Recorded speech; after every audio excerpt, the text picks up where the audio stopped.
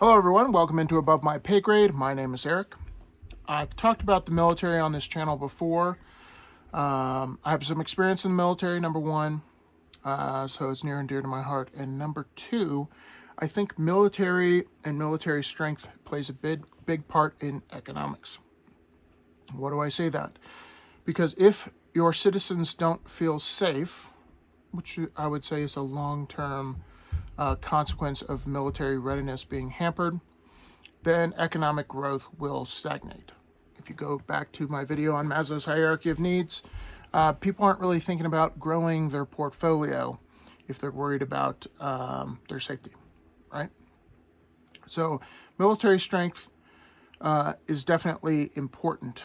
And I'm going to talk about readiness in this video and why it's an issue. And when we say readiness in the military, basically we are talking about the fighting force's ability to handle contingency operations. So they might be dedicated to a certain theater. And when we say theater, we talk about region of the world. And potential wars or potential operations that might happen there. And the strength of that fighting force is what we refer to as readiness. Are they ready to do that task? They might not need to, but are they ready to do it? And I always tell people in the military, we train for a day that may never come. That's kind of our job. And that's what citizens expect us to do. So if we're called to do something, we are training for that something all the time, even though we might not do it. So digging into what's going on with the military, I talked about recruiting, a couple weeks back. And recruiting is facing big challenges. And there's a Heritage Foundation article that I'm going to read from here. And we're going to talk about what the military is doing to fix it and some suggestions from me. And I'd love to hear from you guys in the comments, especially if you're in the military, what your experience is. And I'll give you some anecdotal stories of things I've experienced.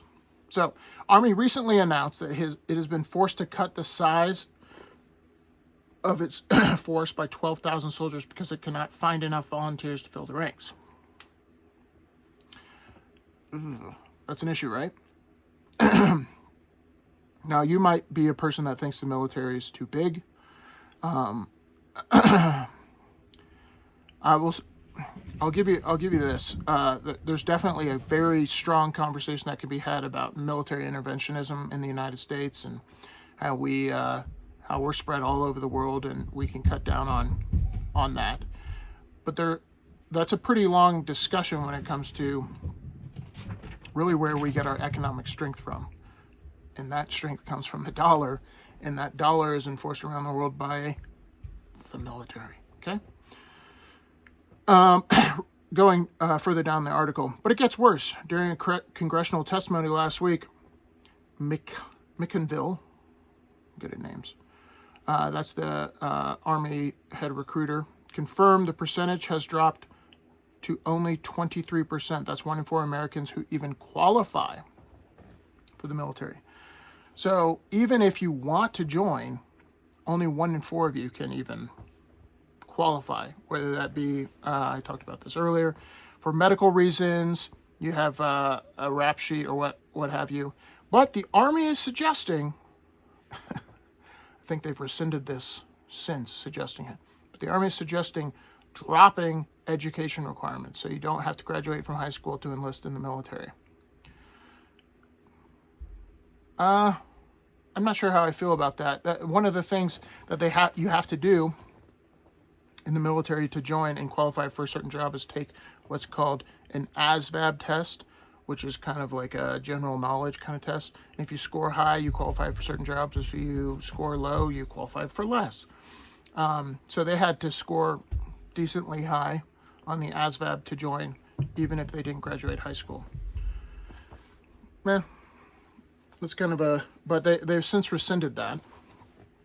And now you still have to graduate high school. And here's one of the things that the author talks about is one of the leading causes for why people aren't joining the military. In the latest DoD polling data, youth ages 16 to 21 reflect that they, when asked, how likely is it for you to serve in the military, an average of 11% responded definitely or probably, and that trend is declining. So why don't youth want to join the military? I'll get into that here in a second. He says the military needs to steer clear of politics. Americans expect the military to remain apolitical. That I for sure agree with. And it's beaten into our head to stay apolitical when in uniform. And many believe that it's becoming blurred, and that worries them, and that needs to stop. That I totally agree with. Now, let's look at what the military is doing to fix this.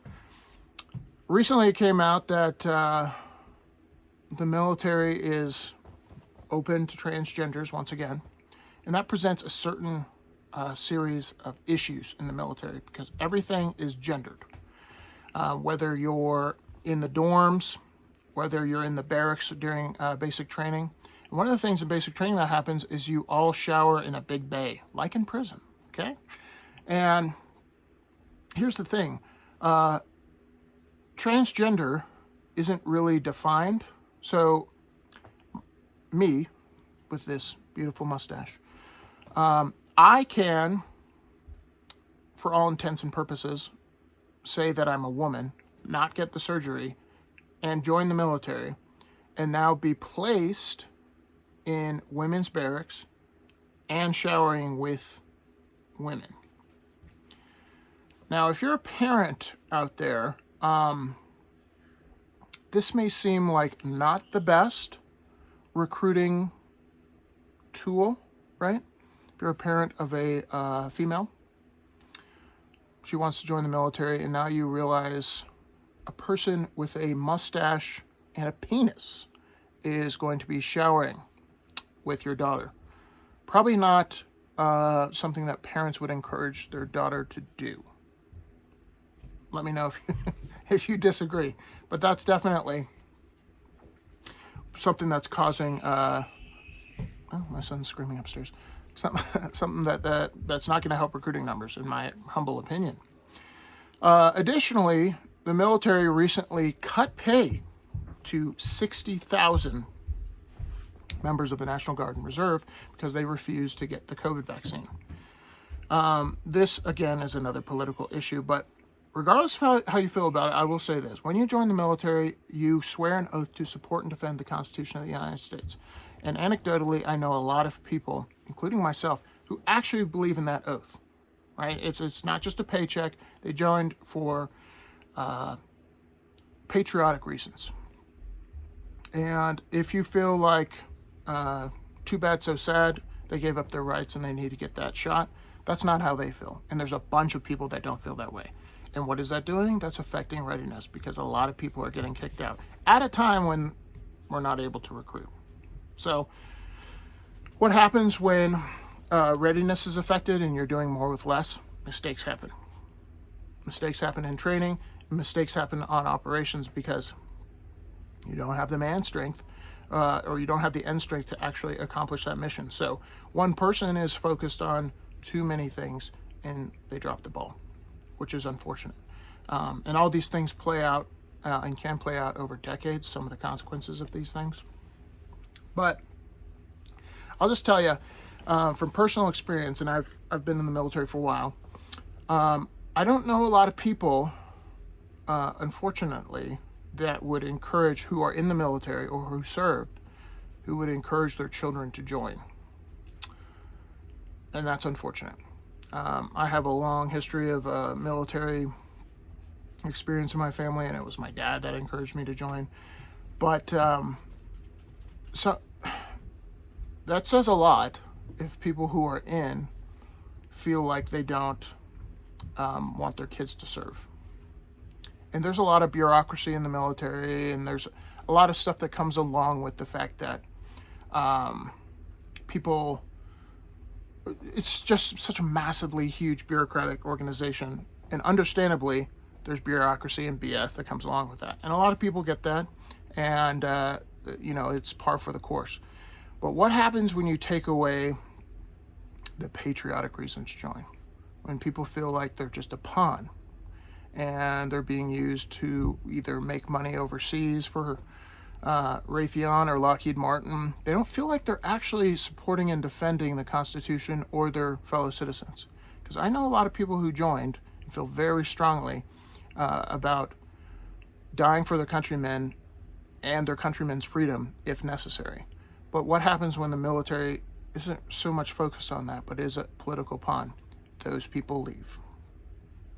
And another analogy, I always look at culture. Culture is something like gaining and losing weight. Bad culture is like gaining weight. It's super easy because it's people's natural inclination. And it's really easy to do, to foster this bad culture because it's people's natural inclination. But to have a good culture, it takes a long time, like losing weight, and a lot of dedication. And when that bad culture takes over, a lot of good people leave, right? So all the people who aren't yes men, all the people who want to take care of their troops, if the culture of the military is saying, we don't want you here, they don't join, and they leave if they've already joined. You may disagree with me if you're in the military and you say, shut up and color, but I know a lot of people who aren't telling their kids to join and have a lot of reservations as to what the military is doing these days. And ultimately what that does is hurt the end strength and readiness of the military and hurts the American citizen. And the military supports and defends the Constitution for the American citizen. So the American citizen should have something to say about it. Let me know what you think in the comments below. I definitely think this affects economics in the long run. Yeah, let me know what you think, especially if you served or if you're in the military right now. I'd love to hear your thoughts. Thanks for watching. Thanks for listening. See you guys in the next one. Peace.